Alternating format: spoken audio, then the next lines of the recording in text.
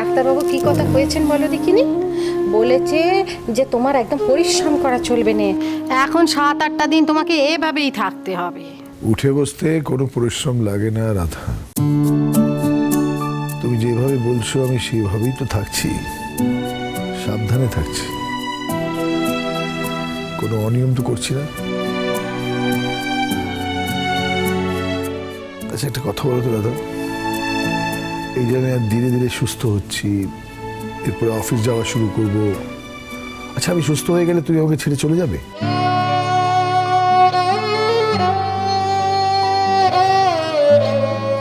এই যে ওই দিন তো সেই কথাই বললে তুমি, তা কি করবে তুমি? আমি তোমার মুখে শুনতে চাই, আমি সুস্থ হয়ে গেলে তুমি আমাকে এভাবে ছেড়ে চলে যাবে? তুমি তুমি যেমন ধারা চেয়েছো আমি তো সেই কাজটুকুই করেছি গো, বাড়তি তো আমি কিছু করিনি। আমি জানি আমার আমার কথার এই উত্তরই হয়, কিন্তু একটা সত্যি কথা বলো তো রাধা, তুমি এই কথাটা বিশ্বাস করো যে আমি মন থেকে চেয়েছি তুমি এই বাড়ি ছেড়ে কোনোদিনও চলে যাও? হ্যাঁ, মুখে আমি বলেছি, এমন কোনো খারাপ ব্যবহার নেই যেটা আমি তোমার সাথে করিনি। কখনো কখনো কি এটাও বুঝিয়ে দিইনি যে এই এই বাড়িতে তোমার প্রয়োজন আছে? হ্যাঁ গো, তোমাদের ঘরের নিয়ম আচার রক্ষা করার জন্য আমাকে প্রয়োজন ছিল বটে। তোমার মায়ের নিয়ম আচারগুলো তো এতদিন ধরে আমি রক্ষা করে রেখেছিলাম না। যদি বলো তো তাই, আর তাই তো আমি ওদের বলেছি যে তোমার এই বাড়িতে থাকার প্রয়োজন আছে। হ্যাঁ গো সাজির বাপ, তা না হয় বলেছ, কিন্তু সেই কারণেই হেতা আমি থেকে যাব এমন কথাখানা তুমি ভাবলে কি করে গো? সেদিন হয়তো সেই কারণই ছিল, কিন্তু আজ শুধু সেই কারণ নয়। আজ আমি আমার জন্য তোমাকে থাকতে বলছি রাধা। সব কিছুরই একটা সময় অসময় থাকে সাজির বাপ, আমার থাকার সময় পেরিয়ে চলে গেছে, এখন আমি অসময়ে পড়ে গেছি। এই অসময় আমাকে হেতা থাকতে বলুনি গো, আমি তোমার কথা রাখতে পারবো না সাজির বাপ। আর যদি বলি এটা আমার আদেশ, তাহলে আমি তোমার পায়ে হাত রেখে মার্জনা চেয়ে নেব, কিন্তু বরাবরের জন্য আমি হেতা থাকতে পারবো না। তবে তোমার যদি আবার কখনো প্রয়োজন হয় তখন আমি আবার দৌড়ে আসবো, আবার তোমার পাশে দাঁড়াবো, আবার তোমাকে সেবা যত্ন করব, কিন্তু এ ঘরে আর আমি বরাবর থাকবো নি গো। আমাকে তুমি মাফ করে দাও। তাহলে এভাবেই শাস্তি দেবে ঠিক করেছো? একখানা প্রশ্ন করি গা, এত করে কেন হেতা থাকতে বলছো বলো দেখিনি? হ্যাঁ, এতখানি জীবন যৌবন সবই তো আমার চলে গেল, একবার আমার পানে ফিরেও তাকালে নে। আজ যখন নিজেই অস্তাচলের পানে যেতে নেগেছি তখন এত করে কেন আমাকে বলছো বলো দেখিনি? আমি তোমাকে সেবা যত্ন করে সুস্থ করে তুলেছি বলে সেজন্য? না রাধা, আমি হয়তো স্বার্থপর হতে পারি, কিন্তু এতটাও স্বার্থপর নই যে সেবা পাওয়ার জন্য ছলে বলে কৌশলে তোমাকে এখানে আটকে রাখবো। তেমনই তো জানতুম গো, তাহলে হঠাৎ করে কি এমন ঘটনা ঘটলো যে আমাকে এটা ধরে রাখতে চাইছো? এই বাড়ির তোমাকে দরকার, প্রয়োজন আছে তোমার এই বাড়িতে। তুমি ছাড়া আমার এই বাড়ি হোটেল হয়ে যাবে রাধা, আর এই একটা হোটেলকে বাড়ি ভেবে থাকতে পারবো না। আর কতদিন দু নৌকোয় পা দিয়ে চলবে গো বাড়ুজ্জে মশাই? সময় তো অনেক হলো, এবার তো একটা নৌকো বেছে নিতে হবে। আমি তো ছুটকির ওপর অবিচার করতে পারবো না। ছুটকির স্বামী, ছুটকির সংসার সব আমি তাকে ফিরিয়ে দেব বলেছি। সে তো ঘর ছেড়ে চলে যাচ্ছিল, আমি বলেছি বলেই না সে থেকেছে। সে যদি ঘর থেকে চলে যেত তাইলে কি খুব ভালো হতো? ভুল বলছো রাধা, ভুল বলছো। এই স্বামী তোমার, এই সংসার তোমার, এই ঘর তোমার, বরং ছুটকি এসে সবটাই কেড়ে নিয়েছিল। হ্যাঁ এটা ঠিক, এটা ঠিক রাধা যে আমি তাকে সাহায্য করেছিলাম, আমি তখন চেয়েছিলাম, কিন্তু তুমি যদি এই কথাটা বলো যে এই সংসার, এই স্বামী, এই ঘর ছুটকি, তাহলে ভুল বলছো, মিথ্যে বলছো। যা আমি ছেদ দিয়েছি তার মানে আমি কোনোদিনও পেছন ফিরে তাকাই নি গো। তুমি তো জানো সাজির বাপ, আমি কোনোদিনও কোনো কিছুতে আমার অধিকার ফলাইনি।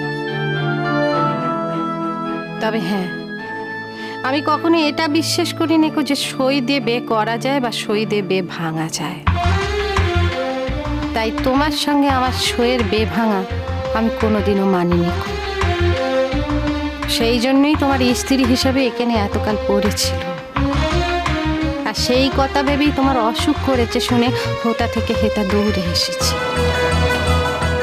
নইলে একজন পর পুরুষের জন্য আমি কেন দৌড়ে আসতে যাব বলো দেখিনি? আমার কি ঠেকা পড়েছিল? যদি তাই হয়, আমাকে যদি তুমি সেই আসলে বসিয়ে থাকো, তাহলে আজ চলে যাওয়ার কথা কেন বলছো তুমি রাধা? ওই যে বললুম, আমি কোনো অধিকার চাইনি গো। কিন্তু অধিকার না চাইলেই কি সম্পর্ক শেষ হয়ে যায় গো? সম্পর্ক তো ওইভাবে শেষ করা যায়নি। ওই জন্যই তো এত কষ্ট, এত যন্ত্রণা। যদি সব কিছু শেষ করা যেত তাহলে তো। রাধা, কি করছো বলো দেখিনি? হ্যাঁ, কেউ যদি এসে পড়ে কি ভাববে বলো দেখিনি? হ্যাঁ, ছি ছি।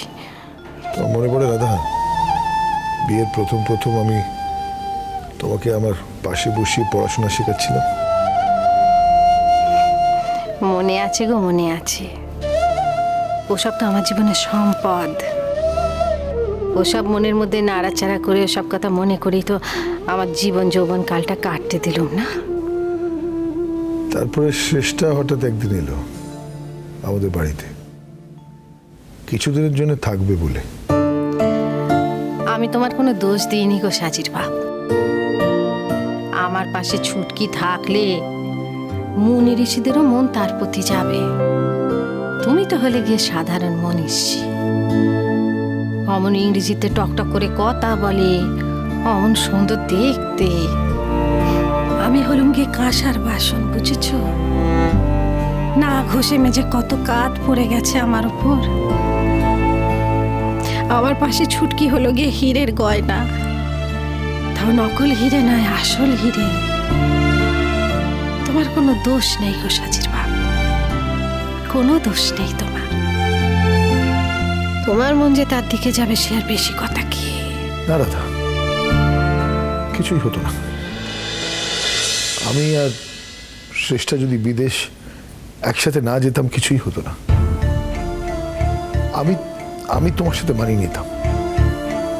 তোমাকে আমি নিজের হাতে শিখিয়ে দিতাম, আমার যোগ্য তৈরি করতাম। যা হয়নি তাই নিয়ে আজ আর দুঃখ করে কি না বলে দেখিনি? এবার আসল কথাটা বলি রাধা, আমি তো শুধু সেদিনের কথা বলছি। সেদিন আমার জায়গায় দাঁড়িয়ে আমি নিজে কি করতে পারতাম সেটা বলছি।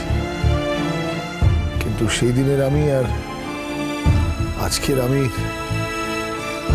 আকাশ পাতাল পার্থক্য। আমি অনেকটাই বদলে গেছি, অনেক সময় পেরিয়ে গেছে দাদা। ওই দিনকার আমি আর আজকের আমির মধ্যে তো কোনো মিল নেই। এই আজকের আমি অন্য কথা বলতে চাই, অন্য কথা ভাবতে চাই, অন্য কথাগুলোতে বিশ্বাস করি। এই অসুস্থ শরীরে তোমাকে ছুঁয়ে বলছি, আজ আমি বুঝতে পারি এই বইয়ের শিক্ষা দীক্ষার কোনো মূল্য নেই। জীবনের শিক্ষাই হলো আসল শিক্ষা। আর সেখানে জানো দাদা, তুমি আমাদের চেয়ে অনেক এগিয়ে আছো। আমরা কেউ তোমার ধারের কাছে আসতে পারবো না।